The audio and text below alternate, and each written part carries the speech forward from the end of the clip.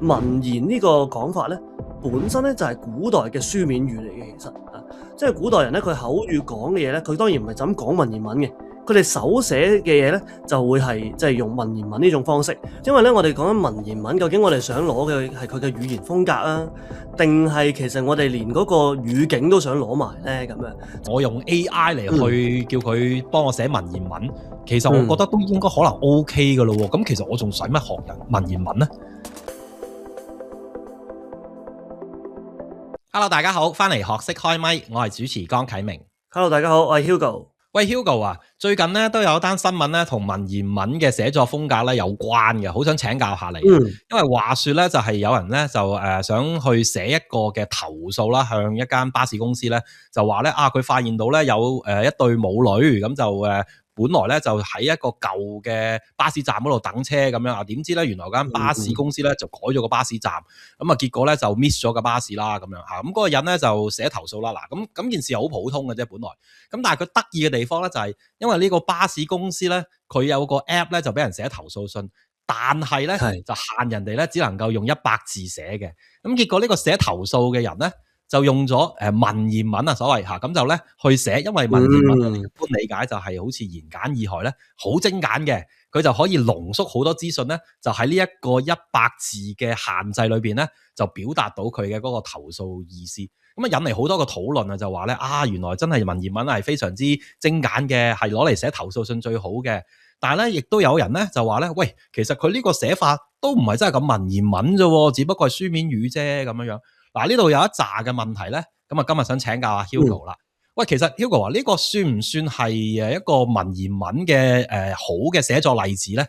其實呢個例子咧都有好多人咧就 send 俾我，無論係有啲學生咧，即係學完文言文寫作真係用得着喎。原來咧喺生活當中真係有人寫文言文㗎喎。又或者咧，可能有啲人就會走嚟問下我，究竟呢個算唔算係文言文咧？都有呢啲咁嘅疑問嘅。咁其實咧呢個情況咧，我哋可以諗一諗咧，就係即係乜嘢係文言文先？我哋第一個要諗嘅嘢，我哋可能以前喺中學係讀書嘅時候呢個睇文言文篇章，呢個白話文篇章，好似分得好開咁嘅，好清楚呢個就係即係古代嘅有個文言文啦，定係呢個咧就係即係現代嘅白話文。但係其實咧，我哋咧要諗翻清楚咧，就係文言呢個講法咧，本身咧就係古代嘅書面語嚟嘅。其實即係古代人咧，佢口語講嘅嘢咧，佢當然唔係就咁講文言文嘅，佢哋手寫嘅嘢咧就會係即係用文言文呢種方式。無論係由即係最古代嘅春秋戰國嗰啲時候，一路去到清代民國佢都用緊同一種嘅方法，咁嗰啲就叫做文言文。但係到今時今日嘅時候咧，其實我哋就好難去劃分呢樣嘢，因為文言文就係古代嘅書面語，我哋今日有唔同嘅一種新嘅書面語嘅方法，但係我哋今日可唔可以用文言文去做書面語，去做書寫咧？其實我哋又做到喎，因為喺我哋日常生活當中，其實寫下嘢咧，總會用啲成語總會用啲咧就係你稍而欲步敬請隨注呢啲書信裏面會用到嘅字眼咧，其實好常見，香港人嘅生活裏面咧都成日見到嘅。咁所以就係即係我哋會咁樣諗，就係其實我哋喺文言文同書面語咧，唔應該係二分法嘅，而係好似一個巴咁，一個光譜咁樣，佢靠近文言多啲定係靠近今日嘅語言多啲咧？即係咁樣睇會好啲咯，其實。所以如果你要即係簡單一句去講咧，係文言文嚟嘅，但係有好多嘢咧，其實係已經喺我哋嘅日常生活當中廣東話咧係保留咗落嚟嘅，所以我哋唔覺得佢似係文言文嘅。喺我哋口語同文言文當中咧，其實有啲嘢係可以重疊嘅咁樣。即係同一個詞語，同一個表達方法，佢既係文言文，又係口語，其實唔一定要咧兩個其中揀一個，佢只要係文言文，佢就唔係我哋廣東話口語啦。其實唔需要咁樣分都得嘅。咁即係翻嚟今次呢一件投訴信事件啦，其實 Hugo 話你覺得佢咁樣用呢種比較文言嘅方式嚟去問，嗱咁我照計就覺得係一個比較能夠塞到好多內容落去嘅一個方式啦，即係喺呢個100字 challenge 裏邊。咁但係咪真係一個最好嘅表達方式咧？你覺得？嗱，我覺得呢樣嘢可以分幾個層次去答嘅。喺我自己嘅角度嚟講咧，當然係好啦，有多啲人去使用文言文，將文言文咧變成咗一個現代可以使用嘅嘢。咁呢個層面嚟講咧，呢個嘗試一定係好嘅咁啊。咁另一個位咧就係我哋要諗咧，就係現實嘅考慮啦。因為呢個巴士 app 咧本身就真係限制100字，雖然咧因為呢一個投訴信嘅事件咧，佢就解除咗呢個限制啦，所以之後嘅人可能就唔寫文言文啦。但因為喺佢嘅狀態之下咧，佢得100字，我又想講晒所有嘢，咁的確咧用文言文咧係會精簡啲嘅，因為文言文咧會掹走咗好多嗰啲即係關係詞主語啊，好多嘢可以省略嘅咁樣。咁所以咧，我哋就會變咗，用少啲字就好似咧可以講到多啲嘢。但係有第三個咧，我哋都要考慮嘅就係投訴信係為咗乜嘢先？投訴信就為咗投訴話俾人聽就係，我有呢一個嘅見到嘅問題。如果對面係唔係好識文言文嘅，或者對面係覺得喂睇唔明喎，唔知你講乜嘢喎咁樣，咁你投訴嘅效果又可能唔係太 OK 喎。咁所以我覺得而家睇佢呢個情況咧，佢又唔係真係用咗好深嘅文言文啊，用晒典故啊，跟住咧就可能係用一啲好古典嘅用法，其實佢都唔係嘅，佢都係即係踩踩地界咁樣，就係用比較古典典雅少少嘅方法咧去寫啫。所以一方面咧又有啲霸氣啊，好似有少少陌生感咁樣，你睇唔明咧咁樣。但係另一方面又唔會話真係傳遞唔到信息，跟住咧覺得咧就係你嚟拋書包，你咧就係話自己好勁咁樣，咁你又達唔到投訴嘅效果。所以我覺得即係以一個100字嘅投訴嚟講咧，佢都盡咗力㗎啦，佢都算係即係算做得唔錯㗎啦咁樣。咦，咁即係話其實你都覺得佢寫得都唔錯㗎咯，但係按照住呢個新聞嘅講法咧，其實原來係 AI 寫出嚟喎，即係今時今日嘅 AI 寫文言文咧，喂原來都 OK 㗎咯，唔知係咪咁咧？即係如果你寫嘅話，會係點樣寫法咧？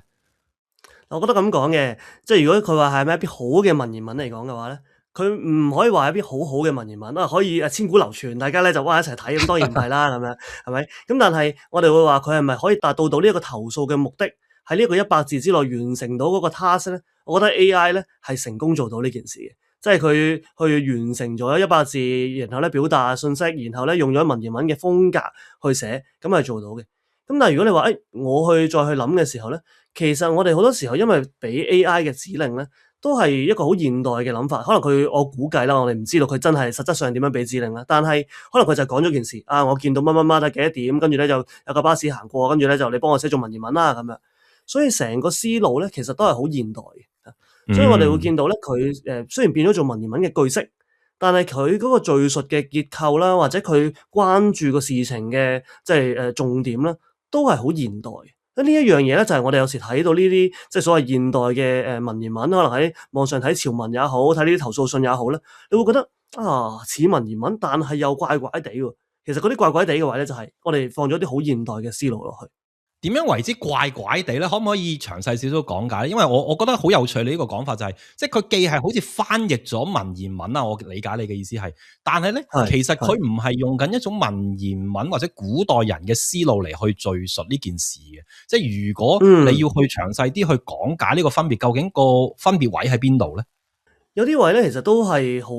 細微嘅咁樣，因為咧，我哋要諗一諗咧，就係即係文言文也好啦，我哋講下今日嘅廣東話嘅口語也好啦，其實我哋都唔係即係一個單一嘅語言嚟嘅，我哋可能咧會用喺唔同嘅地方咧，會有啲變化嘅，即係我哋喺屋企同阿爸阿媽傾偈，同喺公司做個 presentation 咧，其實我哋用嘅語言都係會唔一樣嘅，咁文言文亦都一樣啦。所以咧就係即係如果我假設你寫一個投訴嘅話咧，喺古代咧類似就係好似一個公文咁樣，你咧就係寫咗俾你嘅上司或者上級嘅部門，咁跟住咧就話俾佢聽有呢一個問題。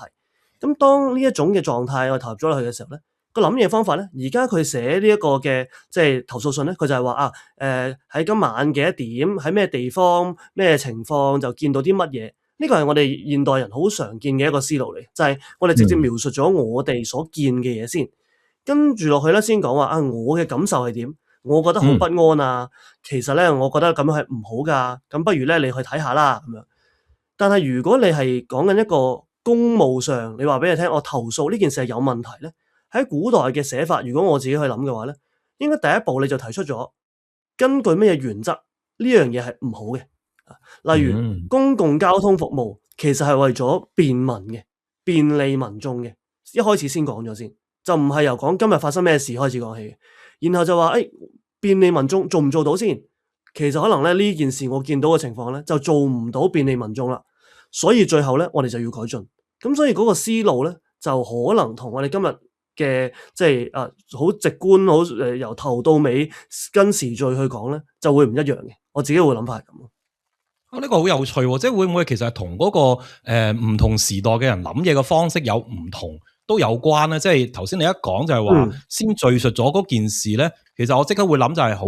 好西式嘅呢種諗法，就係我哋所謂個 5W1H 嘅嗰種嘅描述方式啊嘛。我哋要講清楚究竟發生咗咩事，有咩人，有咩地方等等咧，然後我先至再去評論。咁呢種就係我哋由細個讀書嘅時候咧，好似係咁樣教我哋嘅。咁但係相反，可能唔知係咪古代嘅人嘅教嘅方式咧就唔同，或者佢哋嗰個思路係好唔同，所以咧就會變成咗一種唔同嘅寫作風格啦。唔知係咪咁樣嘅情況咧？我諗咧呢種即係比較敘述式嘅風格咧，古代都有嘅。即係可能我哋寫一啲歷史書嘅時候咧，咁啊我哋而家呢個就係呢一年呢一個事件就發生咗啲乜嘢，跟住咧我哋就點樣評論呢個歷史，我哋會咁樣去寫。但係例如寫一個投訴信嘅時候咧，其實同寫一個記敘文係唔一樣噶嘛。即係如果我哋今日去睇議論文同埋呢個記敘文係唔同嘅。但係因為我哋可能而家對於文言文嚟講嘅話咧，我哋就會因為總之文言文就係一嚿嘢啦，我哋就冇分呢個係文言文當中嘅記敘定係文言文當中嘅議論。咁所以我就覺得其實如果你放咗啲多少少議論嘅部分落去咧，我哋就可能要諗下個對象其實關心啲乜嘢。佢係咪一嚟就關心你發生咗咩事咧？唔係，我一嚟係關心究竟我邊度做咗問題先，我邊一個原則上我做得唔好先。咁所以呢一個思路咧，就可能會即係轉向咗令到個寫法咧就唔一樣啦咁樣。咁但係即係其實依家佢呢篇文嘅對象，因為都係巴士公司啲人啦，咁都係現代人啦，咁照計又好似好合理啊！我睇佢嘅敘述，咁先講清楚發生咩事，然後我就話嗱，我覺得咁樣呢件事係唔合理啦，所以你哋公司咧貴公司就應該要點處理。我就咁諗，我又覺得好似好 make sense 喎。如果我想用文言文去表達，用咗呢個方式寫，咁你覺得又啱唔啱咧？如果係咁？其實呢個講得好啱嘅，因為咧我哋講緊文言文，究竟我哋想攞嘅係佢嘅語言風格啊，定係其實我哋連嗰個語境都想攞埋咧咁樣？即係好似頭先所講嘅如果我哋代入翻呢個咧類似古代嘅情景咧，就係你向緊某一個機構投訴嘅時候，你就應該咁做啦。你係假想緊一個古代嘅思路，古代嘅一個說服力，兩個有咩分別咧？咁一個咧，如果你帶埋古代嘅嗰種語境落嚟嘅話咧，其實你會做得更加有氣勢嘅。因為咧，我哋以前可能睇過好多嗰啲文言文啊，好多嗰啲議論啊、左傳啊、史記啊，或者可能咧我哋睇過啲唐宋嘅古文咧，係我哋已經感受到，或者我哋已經咧入咗腦嘅，就係如果好似佢咁寫嘅話咧，其實就好文言文，就好有說服力，或者好有嗰種氣勢好強嘅，你會有呢種感覺嘅。如果係調翻轉嘅，我哋用翻現代嘅思路去寫嘅時候咧，佢容易明白咗，但係你就會覺得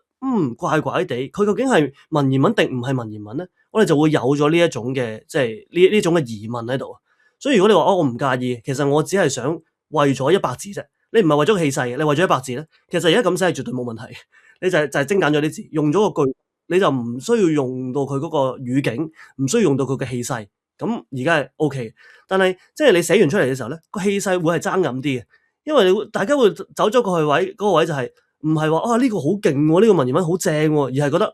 呢個怪怪地係咪文言文咧？咁樣好似似又好似唔似，就會落咗呢個位咯比較。哇！咁即係要點樣寫先至可以寫得有霸氣啲啊？呢個真係要請教啦。即係嗱，而家佢咁寫，雖然係文言文，即係我 get 到你嘅意思係，但係咧就未夠嗰種文言文嘅成個嘅氣勢咁樣。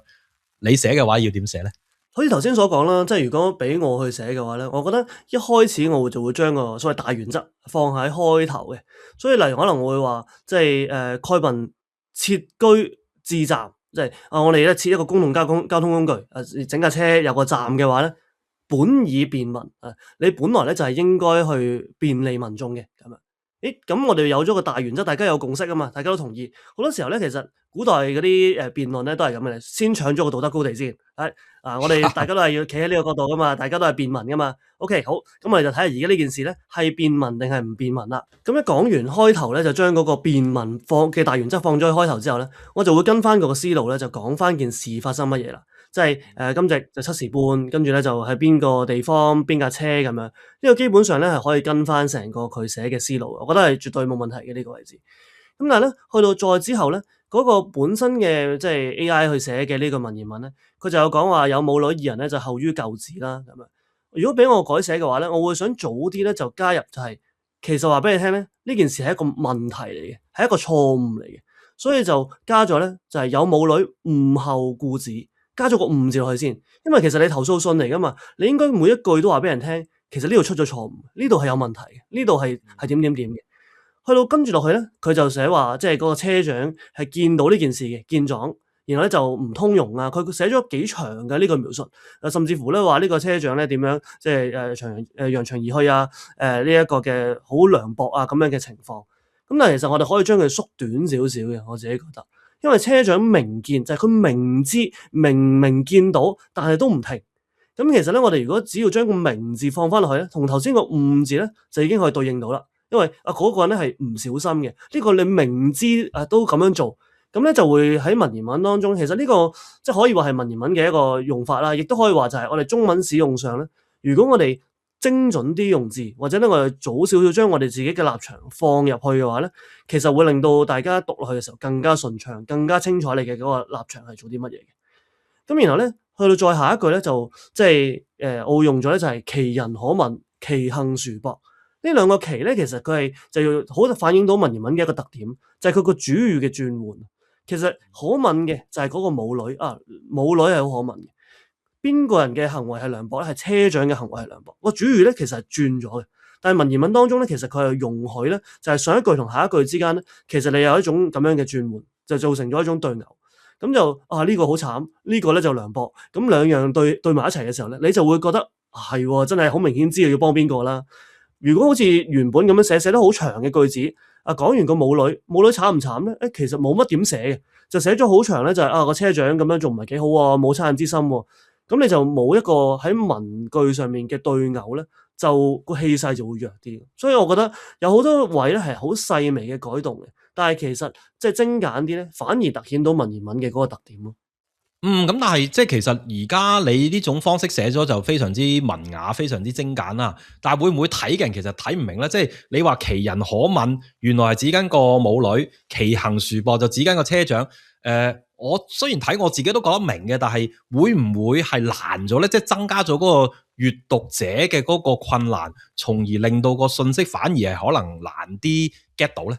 其實絕對會嘅，即係我哋會講話文言文上面咧，你一定係嗰個精簡啊，或者你嗰個即係使用嘅用字咧，你想要巧妙啲啊，或者你想要做到對偶咧，其實一定會犧牲咗某一種即係句子關係啊，或者可能頭先講主語轉換嘅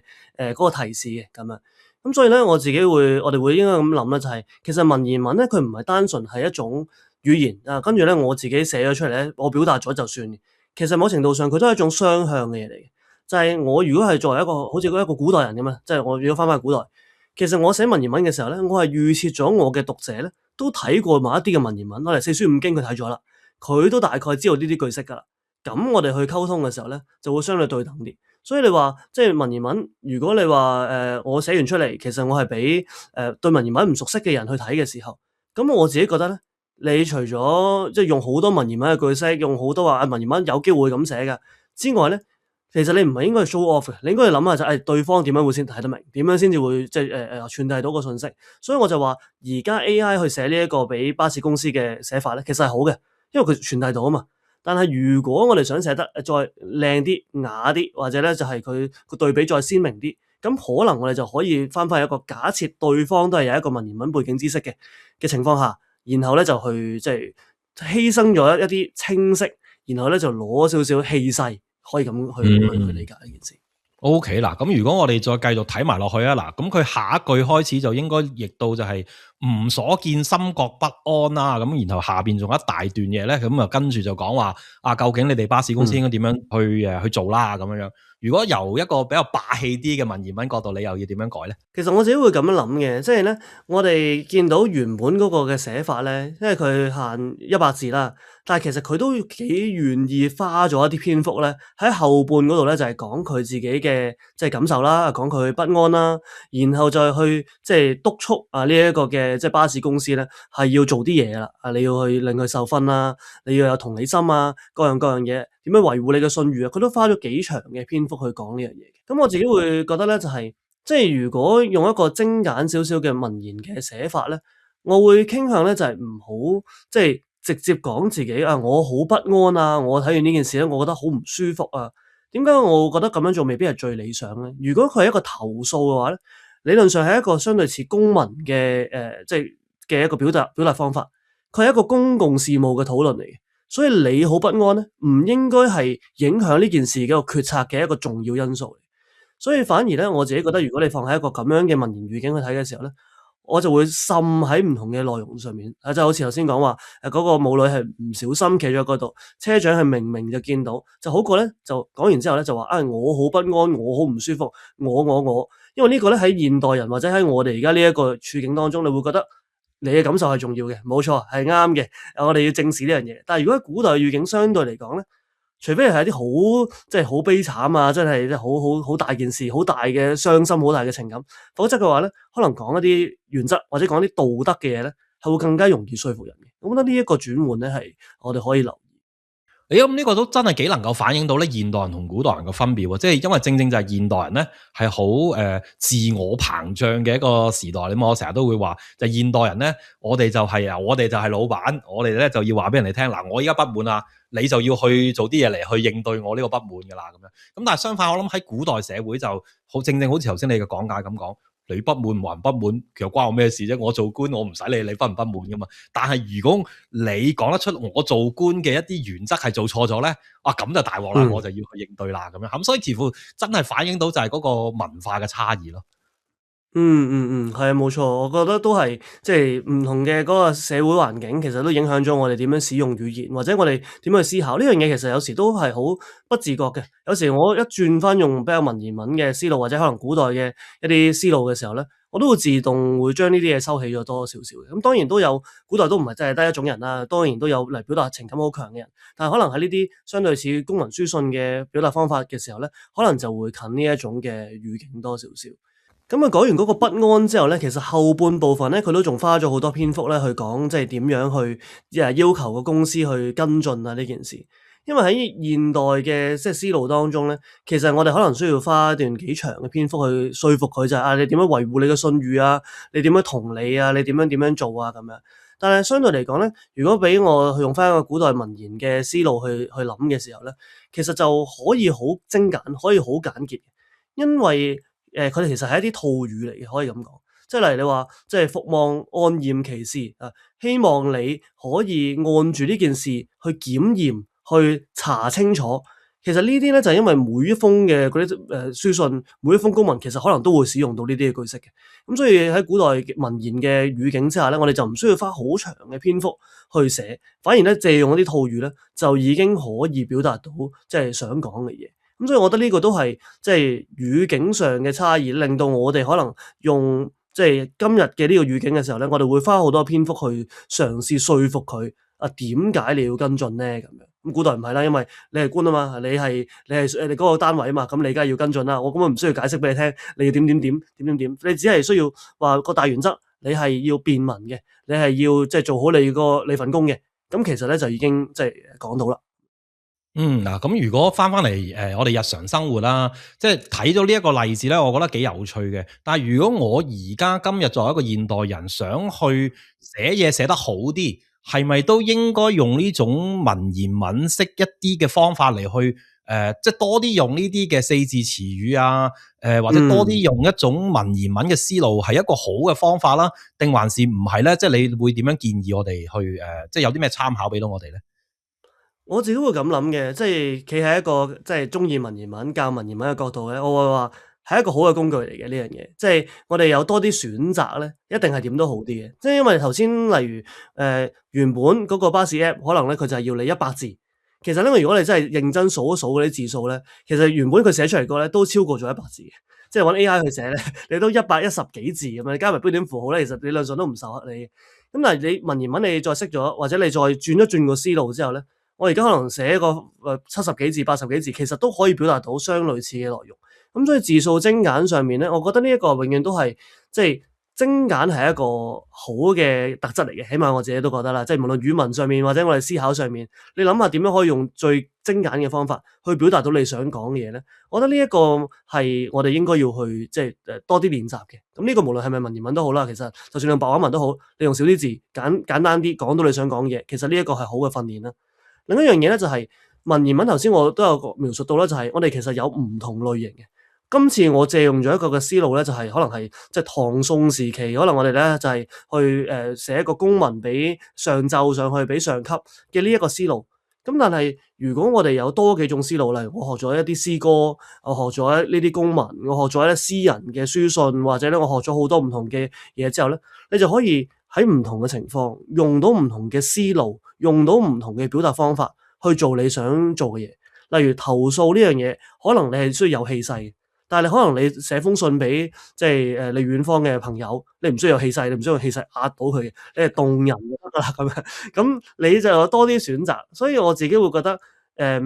無論係學文言文也好，學白話文也好，其實我哋有得揀係最緊要嘅。你可以知道你識多啲風格，識多啲字，識多啲表達方法咧，咁就係最理想嘅方式咯。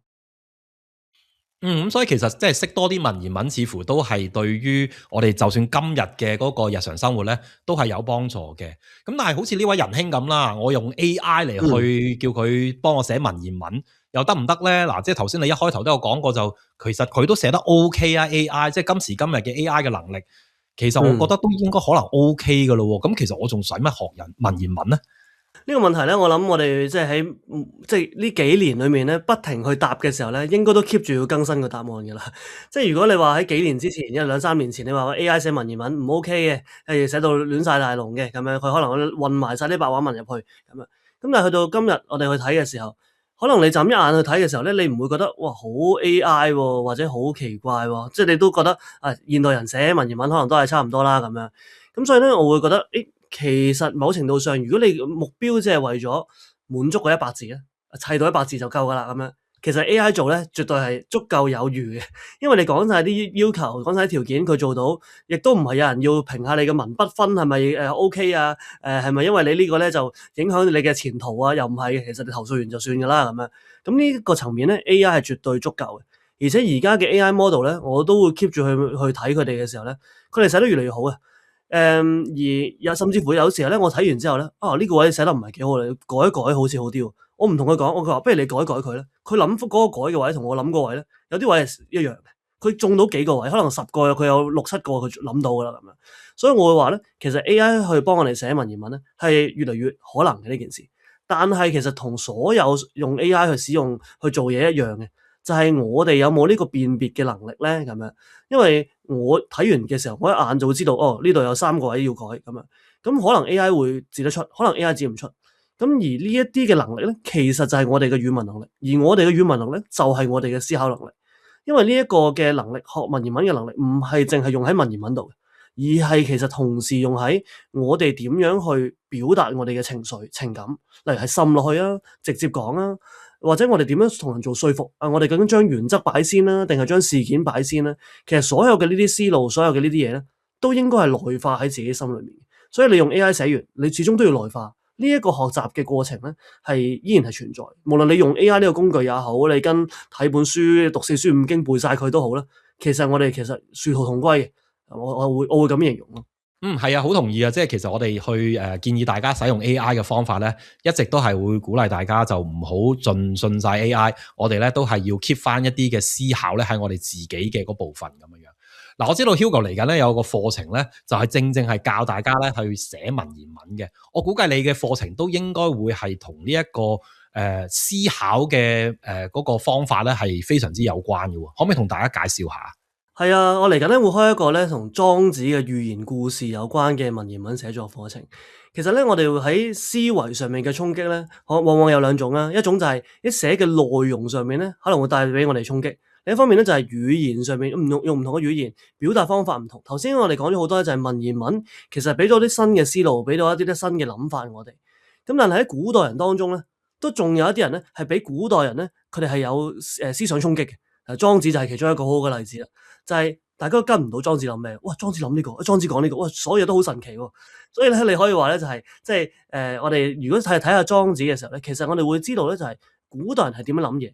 古代人嘅諗嘢方法點樣突破。莊子其實就會做埋呢樣嘢添，所以就會睇好多呢啲嘅寓言故事，睇好多經典嘅。因為莊子都被稱為一本才子書，佢嘅文言文係好靚嘅，好多嘅即係句式啊，好多嘅用字咧，其實係非常之值得學習，亦都係後世一路咁多個時代嘅人咧，都會跟住莊子咧去學呢個文學嘅寫作。所以文學、哲學兩方面咧，其實都可以喺呢本書度咧攞到養分。所以我覺得跟住呢啲咁嘅有趣嘅小故事去寫文言文嘅話咧，就可以咧就係表達得更加有趣，甚至乎咧將我哋現代嘅思路咧點樣轉化，點樣變成一個即係古代人同現代人都覺得有趣嘅小故事咧，就好想可以帶到呢一樣文言文寫作嘅樂趣俾大家。係啊，有趣啊！嗱，如果大家有興趣嘅話咧，就快啲上學識嘅網站去睇睇啦。呢個課程咧都即將開始噶啦。嗱，咁啊，我哋學識開咪今日傾到呢度啊，下次再同大家傾下個話題。拜拜，